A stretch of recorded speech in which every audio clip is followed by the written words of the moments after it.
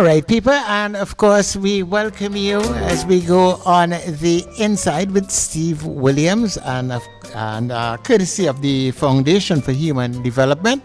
They graciously then Steve to us on a Wednesday at around this time, and I don't know about you, but I greatly appreciate the company and the information that Steve has been sharing with us throughout the years. So many years, I can't even remember where the things start. You understand? Donkey days, they say. Yes. But it has been and continues to be a real enjoyable journey. So, Steve, morning to you. And a very pleasant good morning to you. So, I'll start with good news, enjoyment. I went to a birthday lunch for an 80-year-old gentleman. And it was very nice to be in the company of elders. Yes. And I looked at the absolute enjoyment of the faces of most people there, knowing fully well behind each smiling face would have been a journey and a story of pain and conflict and disillusionment, But yet, we were all able to put that in the background and to celebrate and to smile with this gentleman. He's a priest who has made 80 years of this life. He's not well. He was in a wheelchair, but we were glad simply just to bring the presence of goodness to him for that lunch. That was on Sunday. And, behind all the thought and the thinking and the laughter and so on, I was saying to myself, thank God, that we have all made it this far. And yet able to smile, able to laugh, able to talk with someone. So I'm going to talk about conscious aging, not today, another time, and how we can age consciously and nicely in spite of the deterioration of the body and maybe even sometimes the deterioration of the mind. But today, I want to talk about, not too far from that, something called painful awakening in your relationship. When you wake up in a relationship and it's a painful awakening, and how do we respond to that? How does that happen to us in the first place? Because, people come and they sit down and they say wonderful thing, boy, I fell in love with this person, boy. First time I see this person, I know that was the one. That was the one. I knew that was the one. And they go on and on about the one. And they go all about the person that they have fallen in love with, love at first sight. One gentleman even asked me, do you believe in love at first sight? I said, well, I don't know what that really is. I grow to love somebody. He said, no, there is love at first sight. I said, okay, so let's talk a little bit about that. So after the love at first sight, after the infatuation, as I would call it at the very beginning, comes what is called sometimes a painful awakening. And I want to talk a little bit about this painful awakening and what really is all of this about.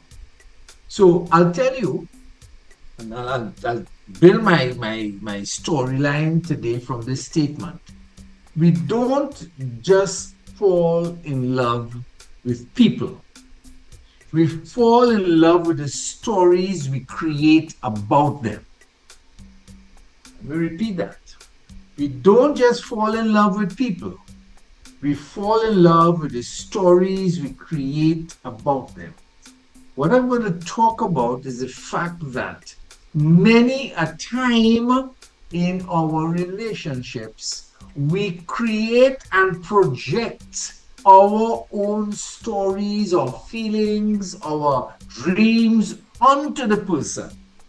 And when in the relationship, that dream and those stories do not manifest in the way you want them to manifest, then there is what is called a painful awakening. That is what happens. You see, most people come and say, well, he changed, he wasn't that, he changed. Or she wasn't that kind of person. But in the last 3 years, boy, she changed. She's not the kind of person I thought she was, you know. I don't feel attracted to her anymore. I don't feel as though we could be good companions anymore. And all of that comes up after a few years of involvement, a couple of children in between, and so on. And you begin this painful, I call it a painful awakening in the relationship. And there's a breaking of the heart and so on. What really I'm talking about is sometimes we create a dream around a person. We create images for this person. We create stories. So I want somebody, you may say in your mind, I want somebody who is loving, who is kind, who is gentle, who can give me things, who can cook, who can do all kinds of things. And you create this wonderful image and this story on this person. This person may not be any of those things at all. But you create that because that's what you want inside. How come that happens to you? And that happens to so many people that they discover after a while, after they're into the relationship itself, this is not the kind of person I expected. That's what they say. So, how does that happen? Well, it starts off with what I call unhealed childhood wounds. When the early caregivers, be it mommy, granny, daddy, whoever it is, the absence of them as well, when they couldn't meet certain emotional needs, you as an adult begin to seek those qualities in the partners that you pick up. And sometimes, for example, if you grew up in a very unsafe, very insecure kind of home environment, you will be seeking a partner that will offer you safety and security. Now, you're doing that unconsciously, very unconsciously. If you grew up in a home environment where affection was lacking, where there's constant bickering and quarreling and fighting and so on, you will seek in a partner qualities of affection and closeness and intimacy and love, and you will project that onto the partner.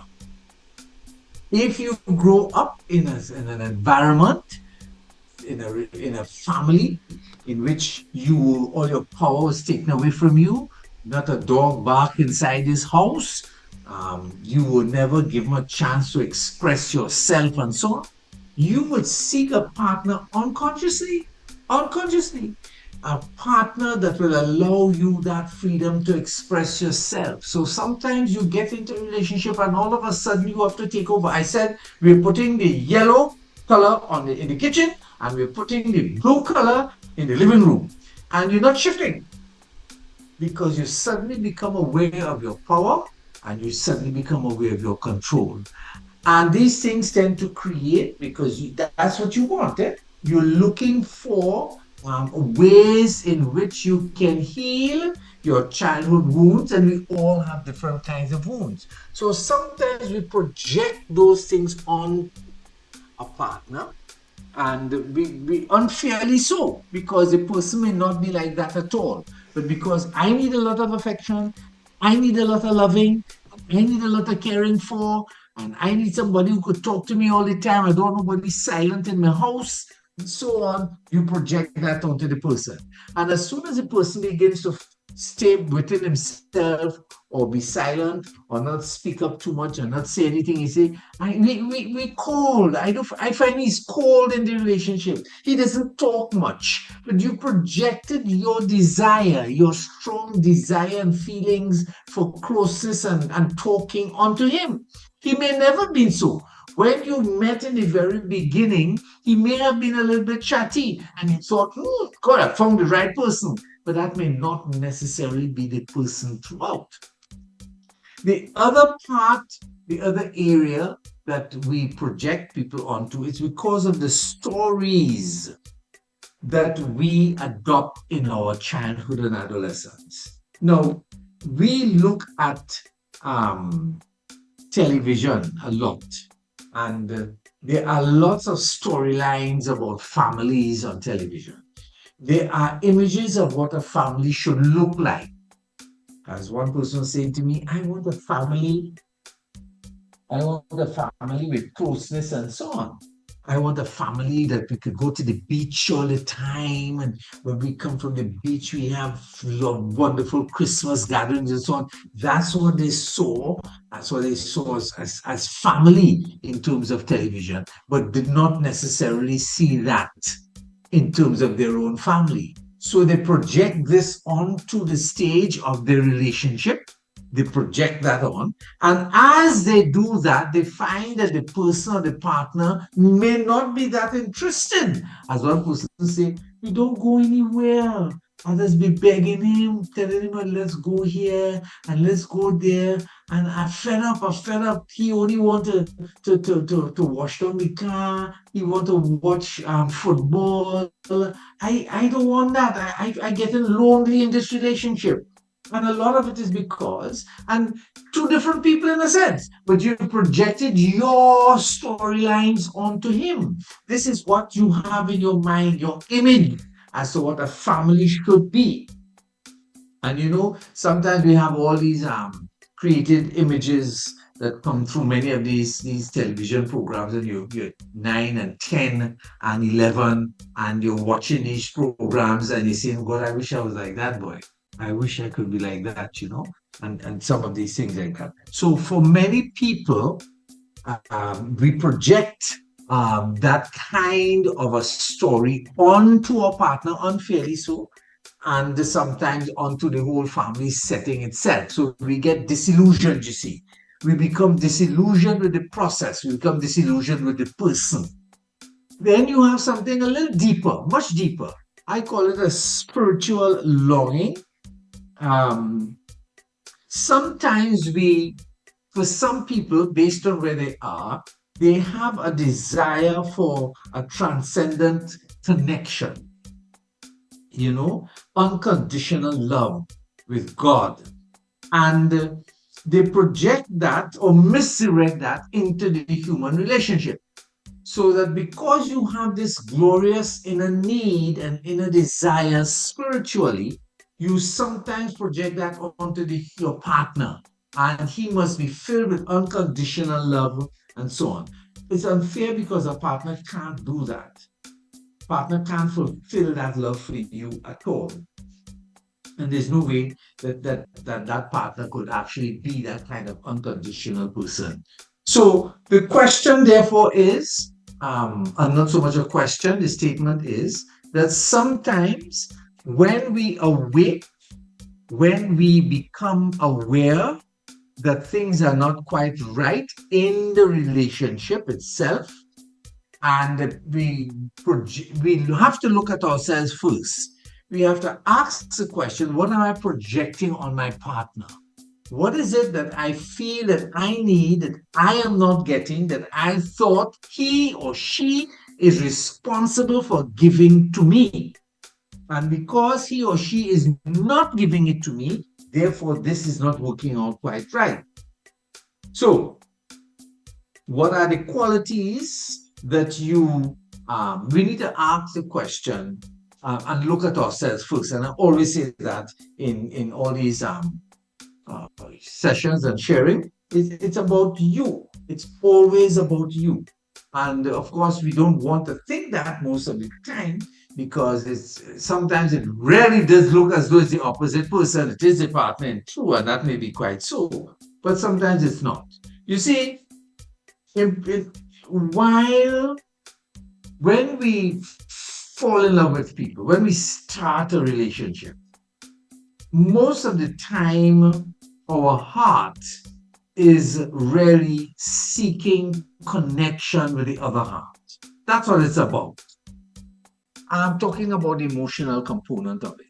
So the heart is seeking connection, and you search for it, and sometimes you find it, and you say, this is the one.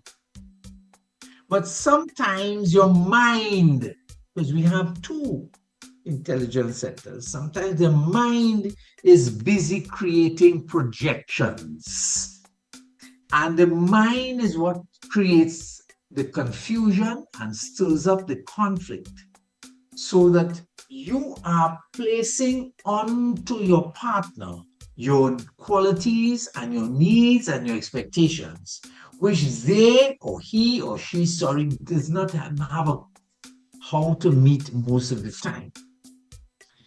For example, you need to ask yourself a question when you get into any kind of relationship, when you're waking up, I should say. What qualities do you repeatedly see in people you are attracted to? Take that home and ask that question. What qualities? You are attracted to this one, you're attracted. I'm not necessarily talking sexually. You're talking about good friendships and good people that you meet and so on. What are the qualities that you repeatedly see? Then you will begin to understand what you're projecting onto others. So, for example, if you constantly in your friends and the people that you get close to and so on, you are always looking for a straightforward kind of person. In other words, a person who will always say it as it is, tell you as it is. You don't know nobody holding back and hiding. Or you're looking for a non-confrontational person. As somebody said to me, I had enough conflict in my life. So any relationship that they get involved with, the person must be non-confrontational. They must either agree with them all the time, or they must find a way not to argue or to argue back, however you want to put it. So you see that, and those become the kind of people that you get close to. Or you may simply want somebody who is obedient. Yes, you want somebody who is quite obedient, will always listen, and you end into a friendship and somebody's answering you back and questioning you and so on. You end that friendship quickly, because the quality you want in a person is obedience. Now look closely at the qualities you see that you want in your friends, and you see in the people that are your friends. And once you begin to check that out, you begin to recognize inside yourself, because that's where you have to go. These are the qualities that I project onto my partner. These are the qualities that I want in my lifetime for me to be comfortable and to be happy. So it's important for us to recognize that and to know that that is critical. So when you wake up and you get alive, or sometimes you don't wake up at all. Sometimes people wake you up, and they wake you up because you're not getting what you want, and you suddenly say, well, this relationship ain't going nowhere, and I understand what's happening here, and how come you change, and so on. When you get to that point, the point is not to run away from the relationship. The point is to go inside first. And if you can manage to locate those qualities, then you have a conversation with your partner. The conversation is, I didn't realize this is what I was projecting onto you. I didn't realize that I needed this your attention 24/7, and you can't give it to me 24/7. That's not who you are. Or I need this kind of constant music, entertainment. I need entertainment. I need conversation, companionship. And I project that onto you. And I expect you to give that to me. And you can't do that all the time. So when you discover the qualities that you want to see in other people, then you have the basis for a conversation with your partner, in which you can now openly discuss your qualities that you need, what your partner can or cannot provide for you, and then there's some mutual arrangement and agreement as you work forward. Let me stop there so that you can have a chance to share and join in this conversation.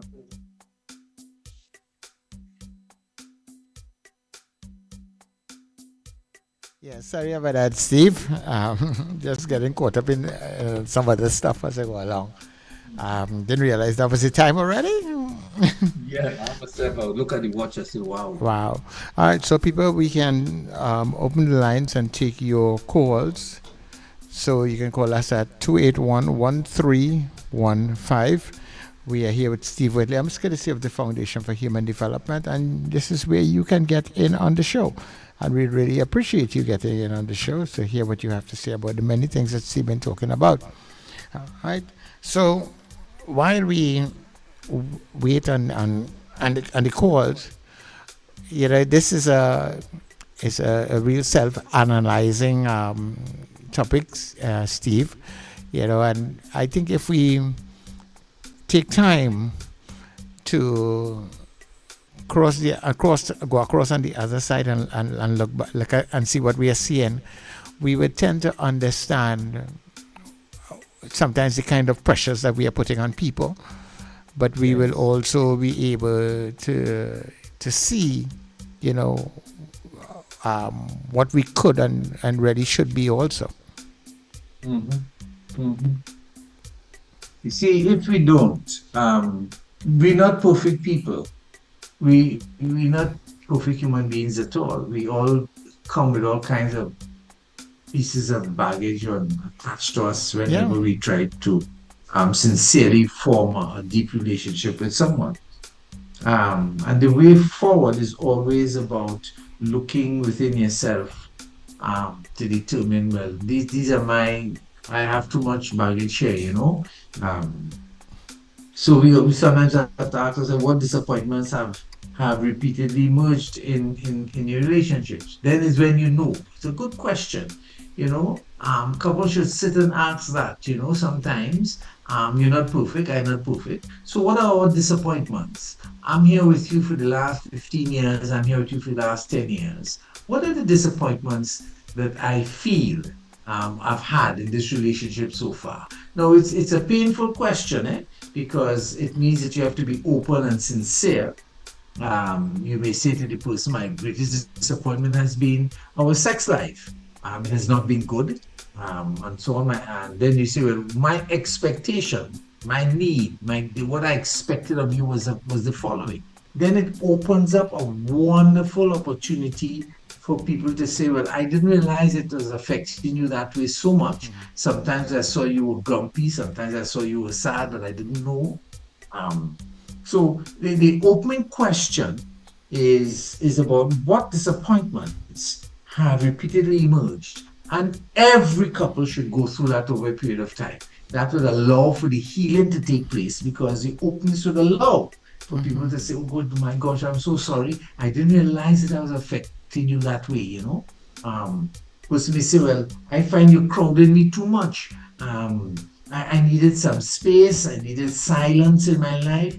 I can't even get a chance to have a cup of coffee alone. You always on top me, coming, asking the questions, talking about this, talking about that. And sometimes I needed a space for myself. So I didn't realize I was crowding you that much. I thought I was making conversation. I thought I was reaching out to you. So those are some of the areas where we project our own needs onto others, and we're not aware of what's going on inside the other person, and it leads to conflict, silence, separation, divorce, and so on later on. Yeah, it's a very serious thing, and I think because we are different individuals, and I think we need to recognize that people we are all different.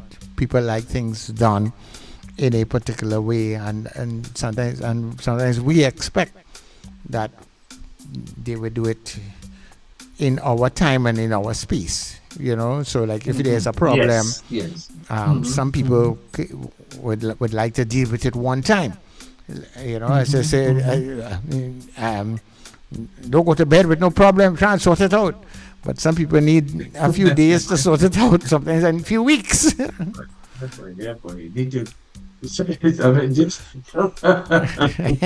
a lot to sort out for quite a few people. Yes. Yeah.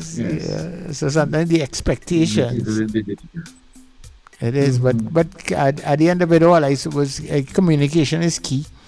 And if you can have honest conversation in a relationship, I think most problems or most conflicts or whatever you want to call it, you will stand a better chance working it out, but you have to be able to have proper communication.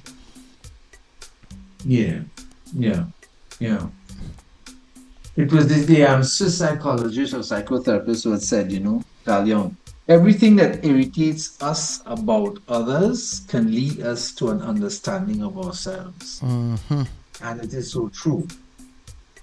So, When you, everything that irritates us about others, and you can see that happening sometimes in the way people are over ambitious, is my word, when they are commenting on situations, even in politics and otherwise, And I use the word over ambitious because it's chronic for some people. They feel the irritation. They can't stand that. And they go on and on and on. And so, yeah, I mean, yeah, and nothing is wrong with that. We all are irritated at times, but it can tell us something about who we are.